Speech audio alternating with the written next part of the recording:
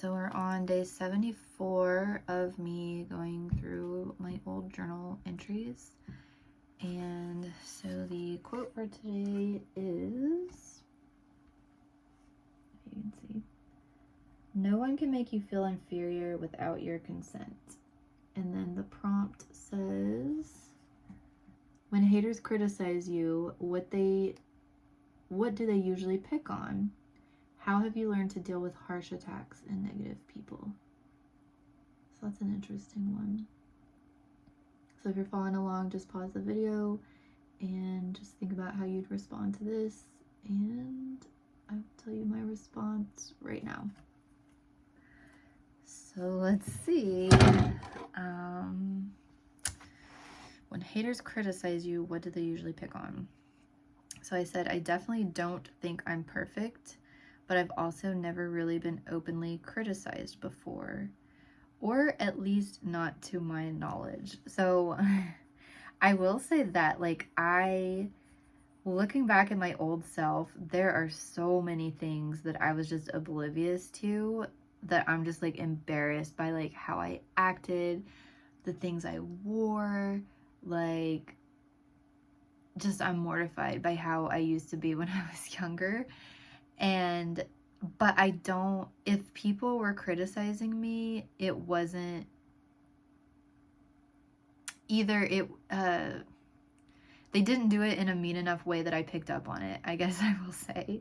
Because maybe people have criticized me and I just didn't pick up on that they were making fun of me. Like, I don't know. That's highly possible.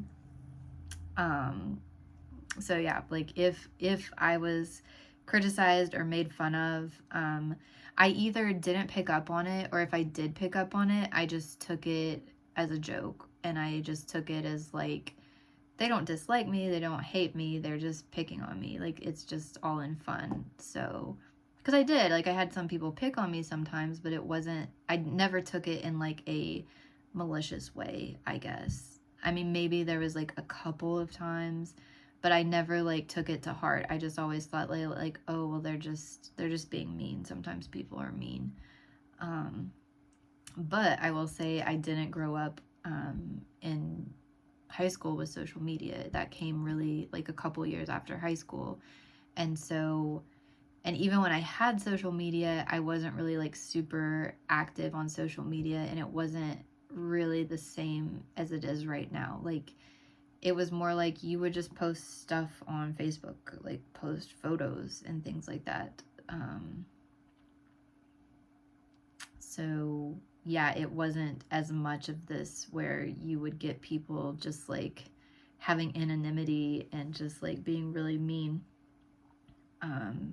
Back when my generation was using it, it was still fairly civil, I guess. So if I'd lived in a different generation, there may be more of that. So I don't know if you're like, I'm an older millennial, so I don't know if younger millennials like had bullying worse. I remember it was like a thing in the news where people were talking a lot about bullying and how bad it was, and cyberbullying was like a big word, but that was all kind of like after my time. So I haven't really had like too much criticism. So anyway, as far as looks, I said I'm not beautiful or anything, but there's also nothing that really stands out as ugly, I don't think. Like, I don't have whatever that, symmetry is that's just like beautiful, but I don't, like, I feel like, there's definitely parts that I feel like are not perfect. Like, I don't love my nose. And I don't know, like, for the longest time, my sister used to make fun of me, said that I had a big forehead, so I always just assumed that I had a big forehead. But I don't know, like, I brought it up to my roommate, and he's like, you don't have a big forehead. So I'm like, well, maybe, like, some things that people pointed out to me that were, like, I've just always, like, even though I thought I had a big forehead for a long time, like, it never, like, really bothered me. I'm just like, well, what can I do about it? Okay, I've got a big forehead. Other people have parts of them that are bigger too. So, anyway, so yeah, in terms of like looks, I don't think there's anything like super drastic that stands out to get picked on. But I said, I feel like there are several flaws with my personality, which I bring this up a lot. But again, they aren't the type to really stand out or make me open to target for ridicule.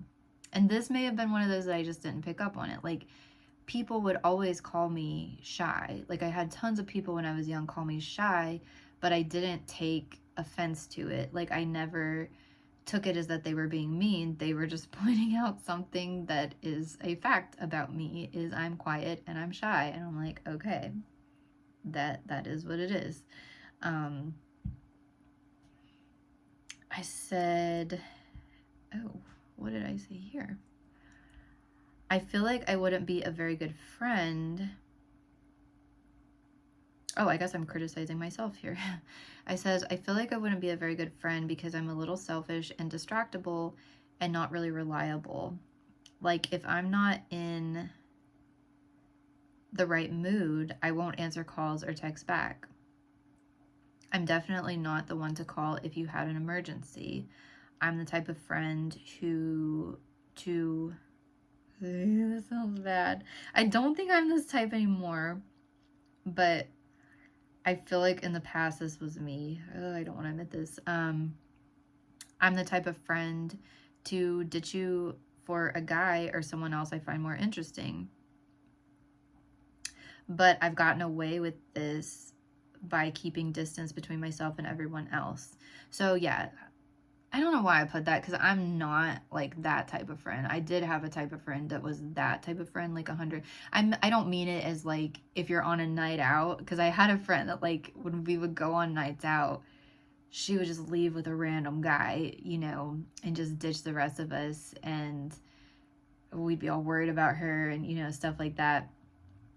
And yeah, would just totally ditch us for other people. But I mean, like, if I was hanging out with someone regularly, like as a friend, and we were like going out to eat all the time and things like that, and then I meet like a romantic partner, I would not, you know,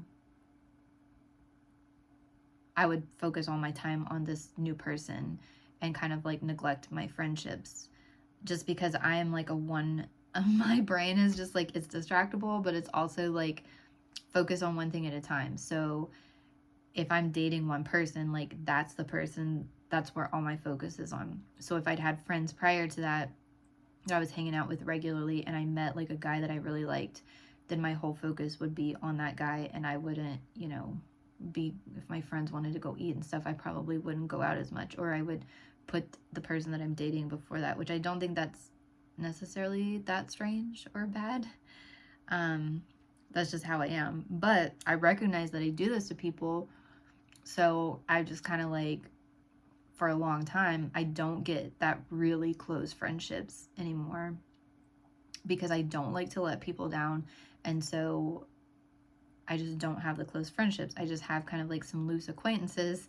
So if I do like meet a partner or something, I'm not just like dropping off the face of the earth for that partner. I'm always kind of off the face of the earth, and I just pop up sporadically. So nobody gets reliant on me being there, because I don't want to let them down if it comes to a point that I inevitably would. And I'm wondering if I wrote this because there was a time, and I'm actually doing it right now with my sister, to where I just, you know, I would just drop off the face of the earth, and I wouldn't answer messages or wouldn't answer calls and things like that. And I'm doing that again right now because I'm just like busy with work and all this other stuff that I have trouble juggling a lot of multiple things. I think I'm getting better at it, but yeah, I don't like to disappoint people, so I kind of keep them at a distance. And I think maybe people can criticize me for that, but then if I'm not around people and I'm not like saying stupid things, or then there's not much to criticize me about because I'm not putting that much out there, even though I'm making these videos and putting a lot out there. But, you know, historically, I didn't do that. So anyway, let's keep going. I keep the distance between myself and everyone else. I don't let people get close enough to me to feel like I'm a good enough friend to depend on. This has kept me from hurting people, but has also left me without anyone I can depend on either. But it's probably best that way. So if you remember yesterday's, I think I was probably still going through this downtime of where I'm feeling like lonely. I don't have anyone in my life because I had put all my attention into that one relationship, and you know, whenever like my one relationship falls through, I kind of go through a weird time of like, because it's happened with friends too. Like I've had friends that are similar to me, and you know, we would get kind of close, and then they would become interested in other things, and I wouldn't get upset at them because I know exactly what that's like. But then you just feel kind of like lost for a little bit because you're like, okay, well, that was my one person, and now I don't have that one person, so now what do I do? But then you find another person. So, I mean, it would be nice. Like, that's one thing I would like to have is a bigger social circle that I could depend on. But to me, I guess just the stress of maintaining a big social circle, like right now and historically in my life, has just been more than the like bad feeling that I get from being alone. Like, I don't feel that bad being alone, so I'd rather be alone than like feel the stress of having to maintain a bunch of friendships, I guess, and having people like feeling that weight of a bunch of people depending on me. So yeah, I don't know, I'm kind of, well, I don't know if I want to get into this, but like I feel like maybe my mom is similar to that. And I do see a lot of similarities between me and my mom. And so I went no contact with her about 2 years ago, I guess. And it's not that I dislike her, but she was very distant too, sometimes, most of the time. And like, I felt like me going no contact was kind of good for both of us because then she wouldn't feel obligated, you know, to have those. I don't know what I'm trying to get at, but I don't know. It kind of sucks to feel like you don't have any family to depend on you. Like, you don't have family that will just be there for you, like, whenever, unconditionally. I had that with my grandparents for most of my life, so I'm thankful for that. But I feel the same way with my mom. Like, I don't want her to feel like she has to, like, be there to take care of me or to, like, she would do the things like a mom was supposed to do, and she would say the things like a mom was supposed to do, you know, like text me happy birthday, text me on holidays, you know, say that she loved me, but there was just like nothing behind it. It almost felt like an obligation, and I understand that because I feel that way sometimes. And so I felt like going no contact would take that obligation off of her, but then also take the obligation off of me as well to have to maintain a relationship. And beyond that, like, her relationships that she would have with her other people, the people that she would focus on, were sometimes harmful to me, and she would get stressed about those things and then want, you know, whenever things would go bad, she would want someone there. But it's just kind of like, I just got tired of it because I don't want to put, when that happens to me, I don't ever feel like I need to put that on other people, and I don't want other people to put that kind of stuff on me. So I don't know, I guess I feel like that's selfish, but at the same time, like,